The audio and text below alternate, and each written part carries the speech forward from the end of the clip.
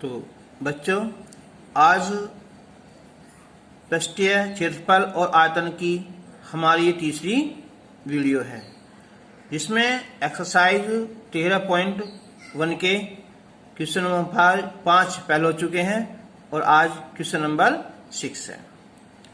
ये क्वेश्चन बहुत इम्पोर्टेंट है। नाम है कैप्सूल के हिसाब से।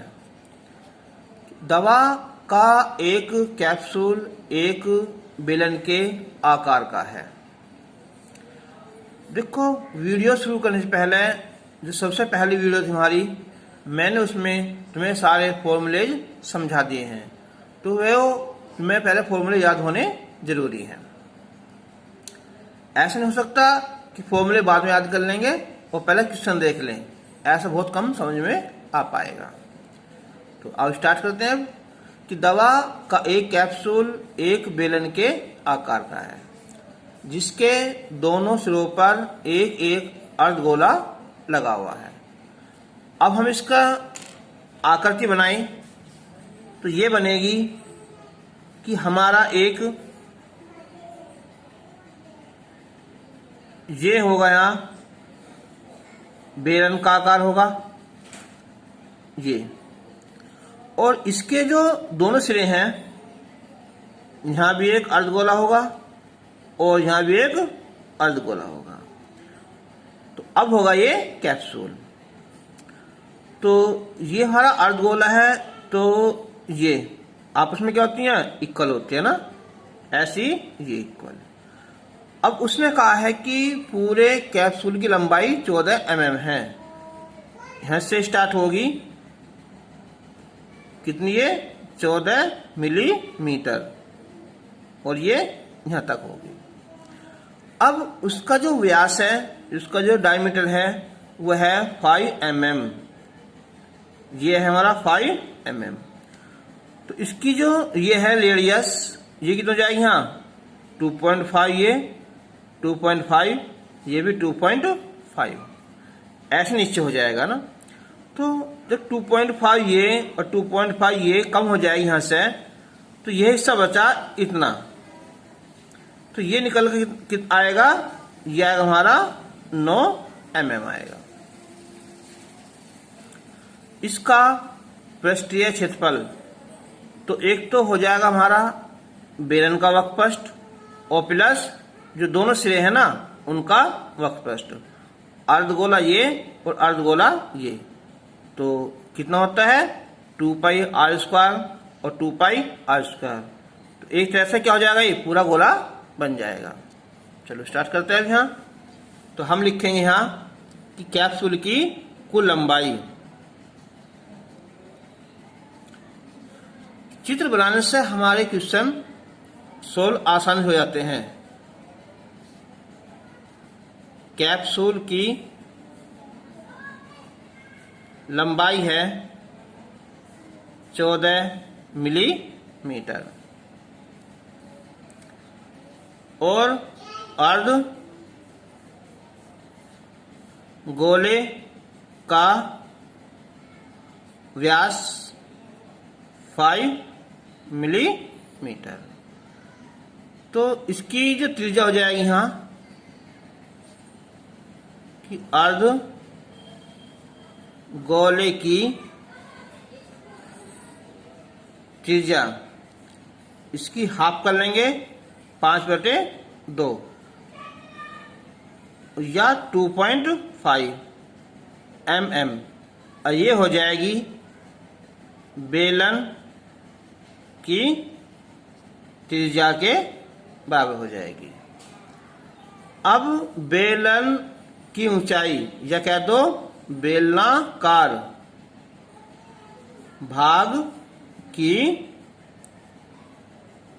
ऊंचाई पूरी तो है 14 है ना, तो अब इसमें से हम 2.5 ये कम कर लेंगे, 2.5 ये कम कर लेंगे ना, तो 5 ये हो जाएगा यहाँ 9 मिलीमीटर।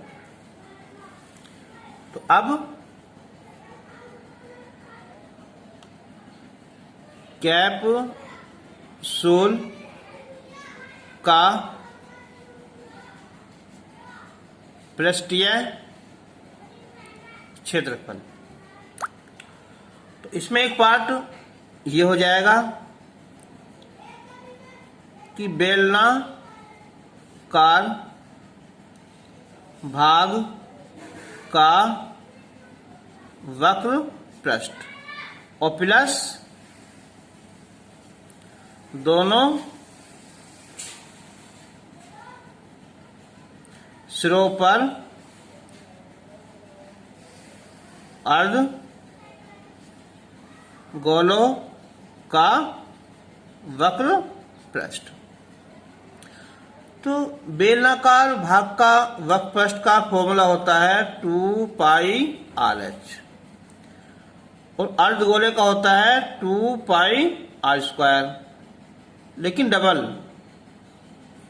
इधर भी और इधर भी है। अब हम इसकी वैल्यू रख देंगे 2।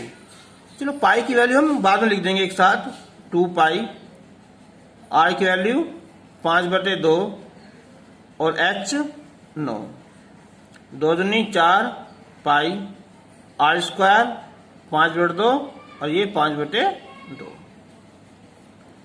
तो 2 से 2 कैंसिल हो जाएगा, ये 9 पंजे 45, तो 45 पाई हो गया और 2 दूनी 4 कैंसिल हो जाएगा, 5 पंजे 25 पाई ये हो जाएगा। तो ये आ जाएगा हमारा, कितना हो जाएगा ये 70 पाई। अब आसानी हो जाएगी कैसे, यहाँ कि पाई की वैल्यू 22/7, 7 से यहाँ ये 10, तो इसका आंसर आ जाएगा यहाँ 220 वर्ग मिलीमीटर आंसर हो जाएगा। क्वेश्चन नंबर 7, कोई तंबू एक बेलन के आकार का है। तुमने देखा होगा मेले में क्या होते हैं वे, जो मौत की कुआं है ना, इस टाइप का, ऊपर से हम क्या कहते हैं, शंकु का आकार ऊपर उसकी छत कर देते हैं। तो कोई तंबू एक बेलन के आकार का है। हम बनाते हैं पहले क्या, तंबू, ये है ना, ये होगा।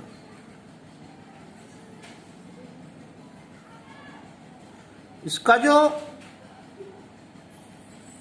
आकार बेलन के आकार का है, जिस पर एक शंकु अध्यारोपित है, यानी कि ऊपर लगाया गया ना, इसके ऊपर क्या हो जाएगा है कि ये शंकु लगा दिया है, ये होगा ना। बेलनाकार भाग की ऊंचाई जो है वो 2.1 मीटर है, यहां से यहां तक की 2.1 मीटर है, और जिसका व्यास है ये 4 मीटर है ना, ये है हमारा 4 मीटर। तो त्रिज्या हो जाएगी इसकी, यहाँ ये 2 हो जाएगी ना, त्रिज्या 2 हो जाएगी। और शंकु की जो तिरछी ऊंचाई है ये वाली, ये हमारी 2.8 मीटर है। तो इस तंबू को बनाने में प्रयुक्त कैनवस का क्षेत्रफल ज्ञात कीजिए। जानते हो कैनवस क्या होता है, तिरपाल या मोटा कपड़ा जिसका तंबू बना होता है,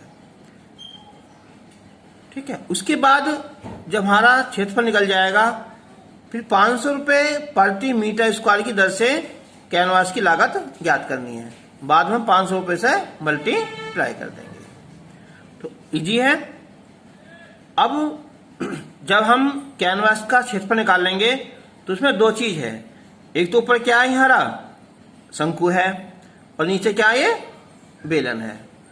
अब बताओ, तंबू बनाने में नीचे तो कपड़ा बिछाएंगे नहीं हम यहाँ, तो केवल क्या है, ये वक्र पृष्ठ है, केवल साइड का। चलो है ना। अब हम लिखते हैं पहले हम कि बेलनाकार भाग की ऊंचाई, ऐसे लिख दो ब्रैकेट में, 2.1 मीटर, और आधार का जो व्यास है ये है 4 मीटर, तो त्रिज्या हो जाएगी इसकी यहाँ ये हाफ कर देंगे, यानी कि 2 मीटर। किसकी? बेलन की, है ना। ये त्रिज्या बैठेगी किसकी? यहाँ शंकु के, ना, या शंक्वाकार भाग की त्रिज्या। अब तिर्यक ऊंचाई, शंकु की तिर्यक ऊंचाई यानी कि L 2.8 मीटर। तो कैनवास का क्षेत्रफल, कैनवास का क्षेत्रफल यह आएगा कि बेलन का वक्र पृष्ठ और प्लस शंकु का वक्र पृष्ठ। बेलन का होता है 2πr/h, शंकु का πr/l। अब 2, चलो पाई की वैल्यू बाद लिख देंगे ना, तो पाई, आर की वैल्यू 2, एस की वैल्यू 2.1 प्लस पाई, आर की 2, एल की 2.8।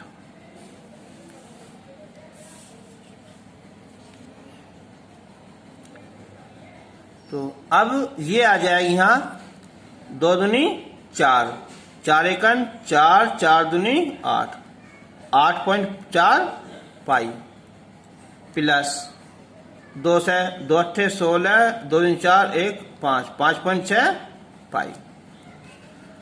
जब जोड़ोगे ना हम तो 6, 4, 10, 9 और 5 14, और पाई की एक दो वैल्यू भी है ना, 22/7, 7 से यहाँ 2 बार, तो 42 दूनी 44 मीटर स्क्वायर आ जाएगा। ये तुम्हारा क्या होगा यहाँ कैनवास का क्षेत्रफल आंसर। अब रुपए कितने है? 500, यार 500 प्रति मीटर स्क्वायर की दर से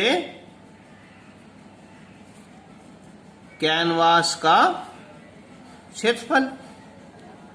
तो 500 से हम गुना कर देंगे ना,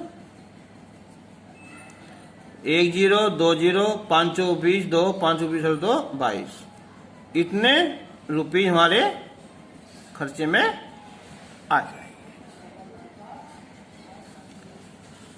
तो नेक्स्ट क्वेश्चन है 8। अच्छा, बच्चों ने कहा है कि सर आप जो क्वेश्चन लिखते हैं ना इसे मत लिखो, इससे हमारा थोड़ा जो है ना आपका पेज भी ज़्यादा खराब होता है और टाइम लगता है। लेकिन बताओ, अगर मैं क्वेश्चन ना लिखूंगा इसमें, मान लिया तुम आप कहीं भी बस में यात्रा कर रहे हो, कहीं जा रहे हो, मन तो वहाँ पढ़ने कर रहा है, तो क्या वहाँ बुक ले जाओगे? तो ये बुक का भी काम कर जाएगा। तो इसलिए मैं क्वेश्चन को भी लिखता हूँ। तो ऊंचाई 2.4 सेंटीमीटर और व्यास 1.4 सेंटीमीटर वाले एक ठोस बेलन में से इसी ऊंचाई का और इसी व्यास वाला एक शंक्वाकार खोल काट लिया जाता है। यानी कि अगर हम इसका चित्र बनाएं तो ये बनेगा चित्र, ये होगा हमारा एक ठोस बेलन।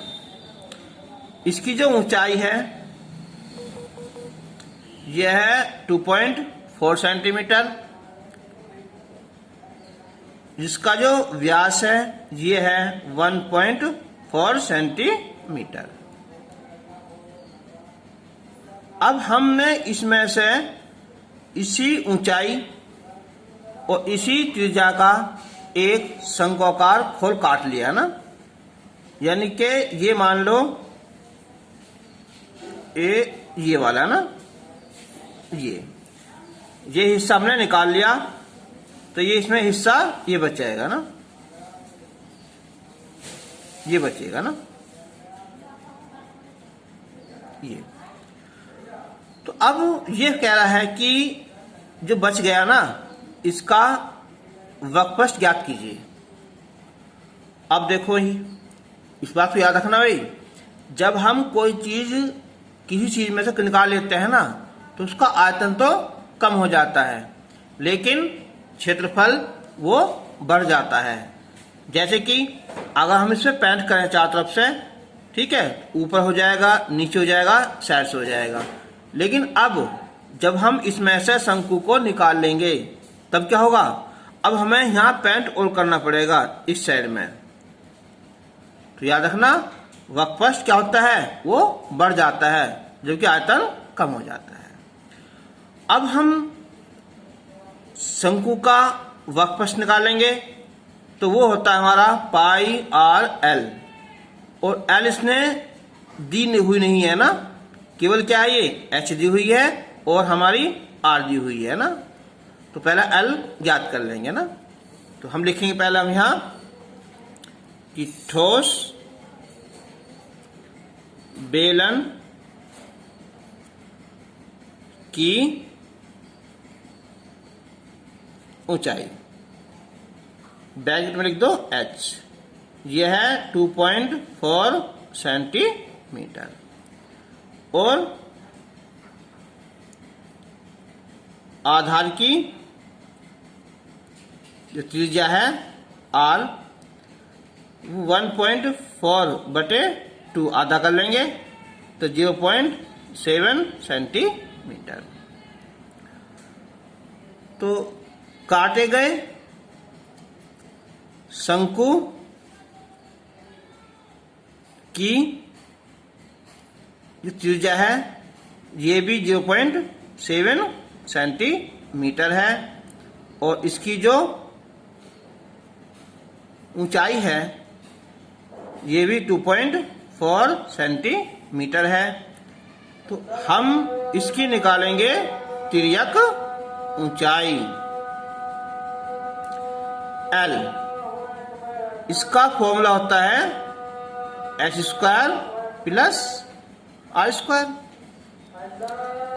तो h की वैल्यू होगी यहाँ 2.4, इसका स्क्वायर 0.7, इसका स्क्वायर। तो इसका स्क्वायर होता है 5.76, और इसका 0.49, तो ये हो जाएगा 6.25, तो ये आ जाएगा 2.5 सेंटीमीटर, एल आ जाएगी। अब शेष बचे ठोस का पृष्ठीय क्षेत्रफल। तो देखो, ये किनारा तो साफ होगा, इसका ऊपर वाला किनारा बचा हुआ है, तो ये होता वक्रपृष्ठ। जोड़ो पहले तो, बेलन का वक्रपृष्ठ प्लस आधार का क्षेत्रफल, यानी कि एक सिरे का क्षेत्रफल और प्लस शंकु का वक्रपृष्ठ। तो बेलन का वक्रपृष्ठ होता है 2πRh, एक सिरे का क्षेत्रफल πr², शंकु का वक्रपृष्ठ πrl।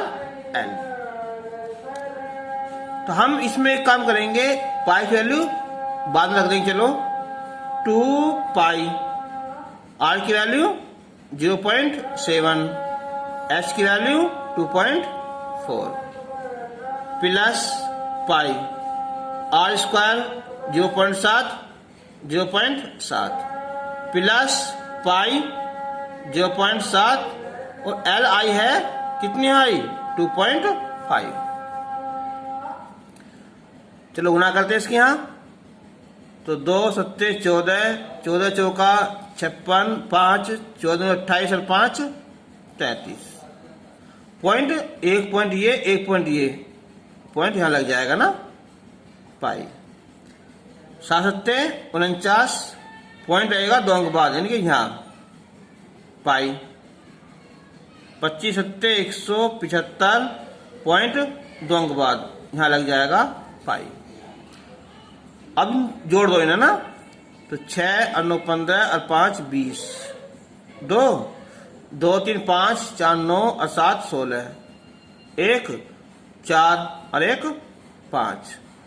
ठीक है, पॉइंट 2 अंक बाद लग जाएगा ना, पाई। अब हम यहां इसकी वैल्यू रख देंगे 22/7। तो 7 अट्ठे 56, यानी 0.8 आएगा यहां। आगे 0 लिखो या मत लिखो, गुना 22। तो 22 अट्ठे होता है 176। ठीक है, एक 0 आ जाएगा यहाँ। 17.60 वर्ग सेंटीमीटर स्क्वायर आंसर। देखो आंसर तो हमारा ये सही है ही, लेकिन उसने एक बात कही है कि निकटतम वर्ग सेंटीमीटर तक। तो देखियो, निकटतम में हम लिख देंगे 18 सेंटीमीटर स्क्वायर। क्यों? क्योंकि ये हमारा जो है ना 17.5 से ज्यादा है। अगर 17.49 भी होता है ना, तो हम फिर इसका 17 कर लेते हैं। 17.50 या से ज्यादा होता है ना, तो हम 1 पॉइंट आगे बढ़ा देते हैं। ठीक है, आंसर।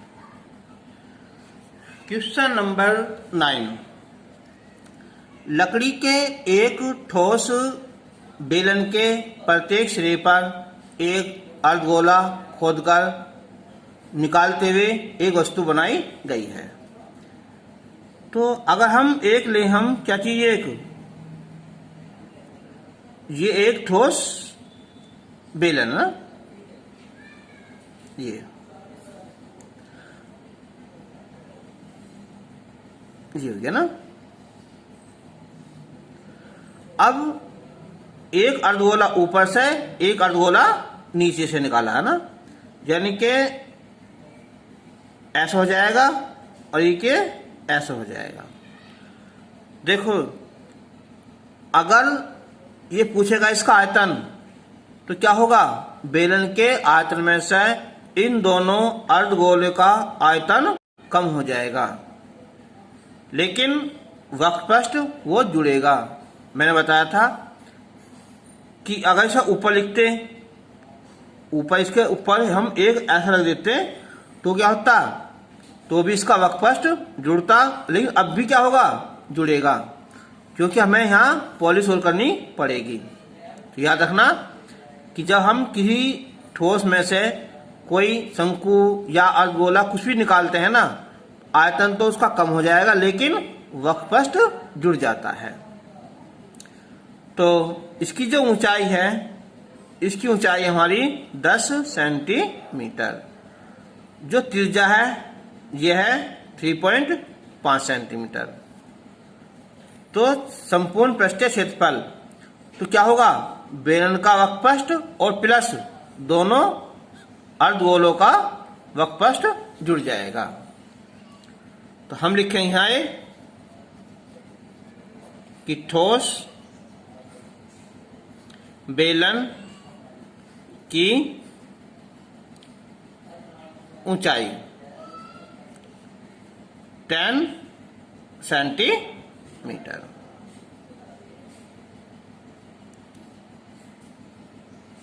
आधार की त्रिज्या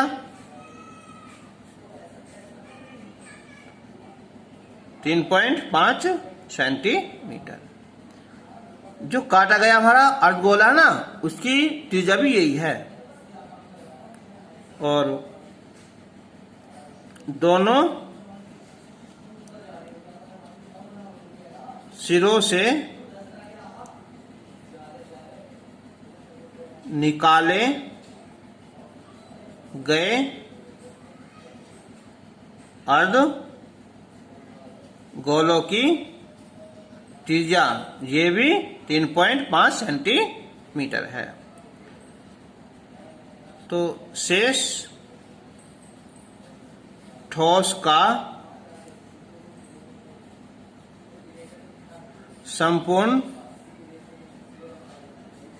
पृष्ठीय क्षेत्रफल, तो ये निकलेगा कि बेलन का वक्र पृष्ठ, ऐसा मत करना कि उसने जो जारी संपूर्ण पृष्ठ क्षेत्रफल तो जुड़ेगा नहीं, अब केवल वक्र पृष्ठ साइड का और ये अर्धगोले का।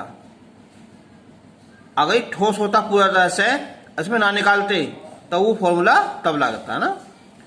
तो बेलन का वक्र पृष्ठ प्लस दोनों सिरों पर अर्ध गोलों का वक्र पृष्ठ।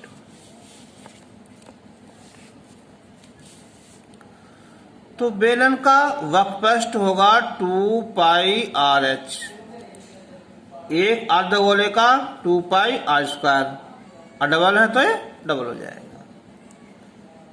तो 2 पाई की वैल्यू बाद रख देंगे हम, आर 3.5, एच 10, 2 दूनी 4, पाई आर स्क्वायर 3.5 गुना 3.5, तो 3.5 दूनी 7 हो जाएगा, तो ये हो जाएगा हमारा 70 पाई हो जाएगा। और ये 3.5 गुना 4 करेंगे ना, ये आएगा 14, फिर गुना कर देंगे हम 3.5 से, तो 14 पंजे 70, 7 14 42 और 7 49 ना, पाई हो जाएगा। जोड़ोगे तो 9 और 4 9 कितना, 7 4 11, कितना पाई सेंटीमीटर स्क्वायर। अब इसकी रख दो वैल्यू, है ना, 22/7, तो 7 कितना 17 आया ना, तो 17 दूनी 34, 17 दूनी 34 और 3 37 सेंटीमीटर स्क्वायर, ये इसका आंसर आ गया। तो ये तुम्हारी जो है प्रश्नावली पूरी हो गई है, और जो नेक्स्ट एक्सरसाइज है वो चलेगी हमारी 13.2।